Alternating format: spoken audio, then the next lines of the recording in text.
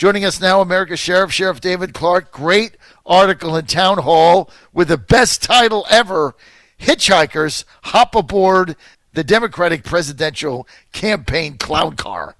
Sheriff Clarke, it's a great headline and a great article, and you are referring to Michael Bloomberg. What do you think? Yeah. Good morning, and the same to your listeners. I term this whole sham that some people call the Democrat campaign primary for President of the United States, a nomination anyway. I've called it a clown car, and I wrote an earlier article to explain why. And as people are falling off, they have more room now in this clown car, and now they're starting to pick up hitchhikers. They picked up Tom Steyer. They picked up mini Mike Bloomberg along the way. These Johnny-come-latelys got into it. But these two guys represent everything that the Democrat Party is against today. The radical left wing has taken over that party, and they've made it very clear that there's no room for white males in that party. They kicked out the middle-class white males prior to the 2016 election, and President Trump capitalized on that, took them on board. They've said a lot of this stuff that is really, represents America, hard work. I'm not suggesting that Steyer and Bloomberg didn't work hard to get where they're at. I'm not criticizing their wealth, but the Democrat Party does. But these guys have muscled their way in there now. And, the Steyer is a big climate control guy or a global warming guy. But Mike Bloomberg's got a lot of things on his resume that the Democrat Party is against. And it isn't just his skin color and his wealth. He, when he was mayor of New York, banned the sale of large-sized soda pop. I mean, that is how controlling this guy is in terms of his behavior. And also, he was a big supporter, excuse me, as was I. Excuse me, I'm battling a cold here. He was a big supporter of Stop, Question, and Frisk, which led to historic crime declines in New York City. Heather McDonald of the Manhattan Institute, a think tank, she did some research on it, and she came up with a figure that because of Stop, Question, and Frisk, 10,000 Black and Hispanic males are alive today over the 10 or 15 years that was in effect. And Michael Bloomberg was a big supporter of that when he became mayor. And now, before he ran for president, went on a mea culpa tour and said that it was a mistake. So basically what he's saying is he regrets that 10,000 Black and Hispanic males are alive today because of the crime reduction strategy, Stop, Question, and Frisk. I tell you what, he's at 7%. He got in the other day. He's going to, I think, committed to one of the largest primary TV ad campaigns in history, something like several $100 million, trying to win states on Super Tuesday. But he gets in, he's at 3%. A week later, he's at 7%. Yesterday, there's a poll that comes out. A lot of people now speculating Hillary Clinton's going to get in. A poll comes out, she's ahead of everybody. What is going on? Back to the future. That's what it is. And, they're this is all regurgitated leftovers is what it is. They don't have anybody. They have no vision. That's the problem. If any of those candidates, who originally got in had any vision for America, they would have caught fire. You think of the people who were leading at the time. You got Joe Biden, you got Liz Warren, Bernie Sanders. They all represent the past. And they represent, they don't represent what America wants, and that's to look to the future. And so because they have nobody with any vision, and that's what you need as a candidate. I know there's some experience. You need a vision to offer people. Here's what the future is going to look like if I win. Right. That's what a vision is, and people Right. can see it as you articulate it. They don't have any vision, no ideas, anything, all this stuff that they're proposing. John, you know this, your listeners know it. These aren't serious policy proposals. This is buffoonery, some of the stuff that they're throwing out there. But like I said, when you have no vision, you can't communicate anything to the American people in terms of some solid policies that they might get behind. You end up having to sift through the leftovers in the refrigerator and try to find something to eat. Well, look, this is one of their problems. Is they're presenting no vision other than Medicare for all. They're presenting no vision for America. And I think when you look at the enormous job numbers we're getting in this robust economy, and now we're passing USMCA, which is going to increase the GDP, some people estimate, by 1%, like go to 3.5 to 4.5 or 3 to 4. I mean, these are amazing numbers that people have never seen. And the Democrats, other than health care, right, Medicare for all, they have no vision for the country whatsoever. Whether it's trade or anything else, they have no vision. And so I guess, why not Hillary, Sheriff? Why not? I mean, right? Why not? In the land of the blind, the one-eyed man is king. Yeah, you're right. She had to cheat to win the nomination in 2016, if you recall, with the delegates. Bernie Sanders would have won that thing. Keep in mind, Bernie Sanders won 22 states. That's right. And his quest to win the Democrat nomination, and in several key states he killed her, like Michigan, Wisconsin, some other big states. He won. Going away. So. But here's the thing, it's Medicare for all. The American people have already rejected that. All right, what that is warmed over. I talk about warmed over leftovers. That's just warmed over Obamacare. That's all it is. People have made it clear they want to keep their health insurance. They don't want the government involved in making these decisions about their health. So even though that may be a policy proposal, it's one the American people have already rejected. Let's go back to Bloomberg here. Bloomberg's a big gun confiscation guy. And if he's elected, by the way, at 5'8", he'd be among the top 10 shortest presidents in U.S. history. So it'd be, they'd have to remake all of the presidential, the lecterns. They'd have to remake all that stuff. Have him stand on a soapbox when he speaks. You wouldn't be able to see him when he walks in a room. I mean, that's for that "Hail to the Chief," song that's played when presidents enter a room. That came as a result of, I can't remember which one, but a very short. I think it was like 5'4" was president. And people couldn't see him when he entered the room, so they came up with that, "Hail to the Chief" song. So when it played, people would know that this little stumpy guy was entering the room. But Mike Bloomberg wants to confiscate your guns. That's a big policy proposal of his. He wants to confiscate. He doesn't want to tweak gun control, which we have enough gun control in this country. He wants to confiscate guns. He's made that very clear. He spent a lot of money. I think he spent, in the 2016 election, $50 million in efforts to, implement extreme gun control measures. The American people have rejected that as well.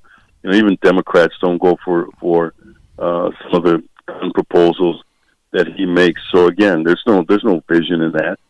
They don't have any. When you lack vision, you're not going to do very well in elections. If you go back to what President Trump did in 2016, make America great again as a vision. And he articulated that we're going to have a robust economy, we're going to lower unemployment, the trade deals. When he started to say that stuff, you could see it. You could see America becoming great again. And that's what a vision looks like. Absolutely. You're on the John Fredericks Radio Network. We're with America's Sheriff David Clarke. He is a contributor with Town Hall. You can read his stuff. Go to townhall.com. That's townhall.com. Also, the sheriff is a Cowboys and Cubs fan, so we're going to be talking about that, as well as senior advisor to webuildawall.us. Now, Sheriff, we got to shift gears here for a minute. We got to go to sports. Dallas Cowboys. They keep losing, but they're still in first place. But they have not beaten anybody with a winning record. What is going on with your Cowboys? They're in the water. Bad organization at the top. This all starts at the top. So, the owner, who's owner, president, and general manager, Jerry Jones, he has to look in the mirror. And everybody's calling for the firing of Jason Garrett, the head coach. I called for that 5 years ago and have been doing so for the last 5 years because he can't motivate those guys. They got a wealth of talent. Jones has given them the resources, a lot of these big contracts, and they've drafted well, but they can't motivate these people toward, this team toward one goal. So he has to go, but he's not the only problem. That's why I said Jerry Jones has to look in the mirror and take a good look at himself in the way that he has this thing structured, where he's the owner. Okay, he owns it. You're not going to be able to get rid of the owner, but he's also the president and general manager. So he's running the whole damn show. No other owner in the NFL is ownership structures their organization like this. They have a separate GM guy, general manager, who knows football.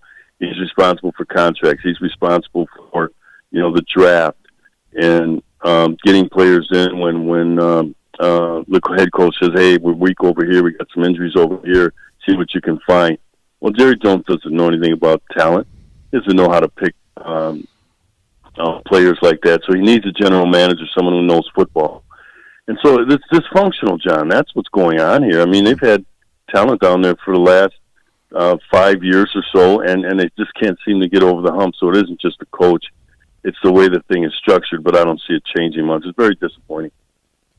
So are you guys going to make the playoffs? I would hope not, because it'll reinforce the dysfunction.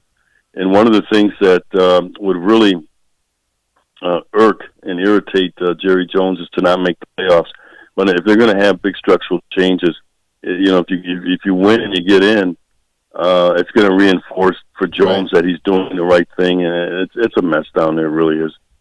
So what you're looking for as a Cowboys fan is short-term pain, long-term gain. I mean, you're going to have to jolt Jerry into some meaningful change within that organization at the top, the front office. All right, let's get to baseball. Let's get to Garrett Cole, my guy with the Astros, signing with the Yankees. What else is new? Moneybag team, I hate them. $324 million, 9 years, biggest pitching contract ever, most money ever, most average money per year ever, longest ever, breaking the bank. I mean, never in my lifetime did I think a pitcher whose arm could go bad tomorrow. I mean, it just happens. I mean, he's got a guaranteed contract with $324 million. Don't blame him for taking it, but guaranteed 9-year period, $37 million annually to go with the Yankees. And, mid-market teams just can't compete with that. So, again, you get back to, money can't buy everything, can't buy love, obviously, but you get back to the Yankees organization that just buys every marquee player out there. Well, yeah, let's sort that out a little bit. First of all, the rich get richer. The New York Yankees means the rich get richer, not Garrett Cole. He went out and that's the market value. I think that the market value barometer in all of sports is broken. I don't begrudge these guys getting this money because the profits are coming in and it shouldn't all go to the owners. However, the thing that bothers me the most, John, in this is the fans always get left out. When do we get to benefit from some of the profit that we're the result of? When we got to pay for it. No, we don't benefit. We pay for it. Higher ticket prices, higher cable TV prices. I mean, I'm an NBA basketball fan, right? So I got to subscribe to. I just have to pay for NBA League Pass. That went up. You have to pay DirecTV. I'm a Titans fan. Only way I can get the Titans games is by getting DirecTV and paying for that. That went up. Sunday ticket, right? Sunday ticket. I'm an Astro fan. The only way I can see the Astro games, I got to get the MLB package. That goes up. I take my family to a game to see the Astros play. I mean, it's a $300 weekend for the three of us. Right. For a game by the time it's said and done. So we're the ones that getting screwed, and they get the money. Yeah, and then the stadiums, too. It really bothers me when these owners go to these cities. I know. It happened in San Diego when they shake these guys down to have the taxpayers build them a stadium where they threaten to leave. Yep. And you saw that the Chargers of San Diego, you see the Oakland Raiders left Oakland and for Vegas next year. And right. So they shake down the taxpayers. They shake down these governments out of the with the threat of leaving. And so that's the thing that bothers me is there's enough money to go around now, and that's good, right? It's good for business. It's good for the economy. But how about throwing a few shekels back to the damn fans, for heaven's sakes, and say, hey, next year, because we had such a great year, NFL Sunday ticket, which is now like $225. I paid for it myself so I could see all the Cowboy games that are on national TV. Right. When that thing first started, and I had it when it first came out, it was like $75. It's up to $225, and it'll probably go up again next year. You mentioned League Pass, MLB League Pass, and the NBA, and all those packages continue to escalate. Just once, I would like to see the league or a team say, you know what?